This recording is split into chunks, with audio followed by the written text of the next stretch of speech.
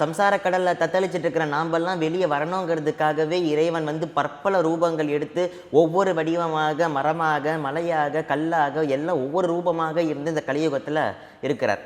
அப்படி நம்ம இந்த சம்சார பங்கத்திலேருந்து நம்ம வெளியே வரணுங்கிறதுக்காகவே இறைவன் ஒரு மலையாக இருக்கிற இடம் திருவண்ணாமலை. திருவண்ணாமலைங்கிறது அக்னிஸ்தலம்ங்கிறது எல்லாருக்குமே தெரியும். அதையும் தாண்டி எது ரொம்ப சிறப்பதுக்குன்னா திருவண்ணாமலைனா நினைச்சாலே முக்தி. காசியில் இறந்தா முக்தி. காசியில் போய் இறக்கணுன்ட்டு யாரும் நினைக்க மாட்டாங்க, இறக்கணும்னே நினைக்க மாட்டாங்க. திருவாரூரில் பிறந்தா முக்தி. நம்ம இஷ்டத்துக்கு பிறப்பு வருமா? கண்டிப்பாக வராது. சிதம்பரத்தை தரிசனம் பண்ணா முக்தி. அப்போ தரிசனம் பண்ணா முக்தினா அது அவ்வளோ சீக்கிரம் நம்ம கர்மா நம்மளை விடாது. ஏன்னா அங்கே போனால் அந்த கர்மா டெலிட் ஆகும்ன்ட்டு கர்மாவுக்கு தெரியும். ஆனால் கர்மா நம்மளை அமைக்க உட்கார வச்சிடும், இங்கே போகாது அப்படின்ட்டு.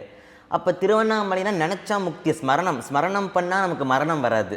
திருவண்ணாமலையை ஸ்மரிக்கணும், ஸ்மரணம் பண்ணால் மரணம் வராது. அப்பேற்பட்ட ஒரு சிறப்புக்கு உரியது திருவண்ணாமலை. அந்த திருவண்ணாமலையை ஸ்மரணம் அப்படின்னா நினைக்கணும். நினச்சா எப்படி? இப்போ நான் பேசிகிட்டே இருக்கிறேன் திருவண்ணாமலை அருணாச்சலம் நான் சொல்லிக்கினே இருக்கிறேன், அப்போ எனக்கு முக்தி கிடைக்குமா அப்படின்னா கண்டிப்பாக கிடைக்காது. ஏன்னா ஸ்மரணம்னா இந்த தோலை தாண்டி எலும்பை தாண்டி நரம்பை தாண்டி ரத்தத்தை தாண்டி உள்ள ஓடுற அணுவோட அணுவாக கலக்கணும் அந்த நினைத்தல்ங்கிறது. அதுதான் காதலாகி கசிந்து கண்ணீர் மல்கி ஓதுவார்.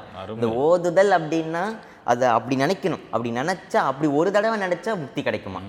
அப்பேற்பட்ட ஒரு சிறப்புக்கு உரியது திருவண்ணாமலை.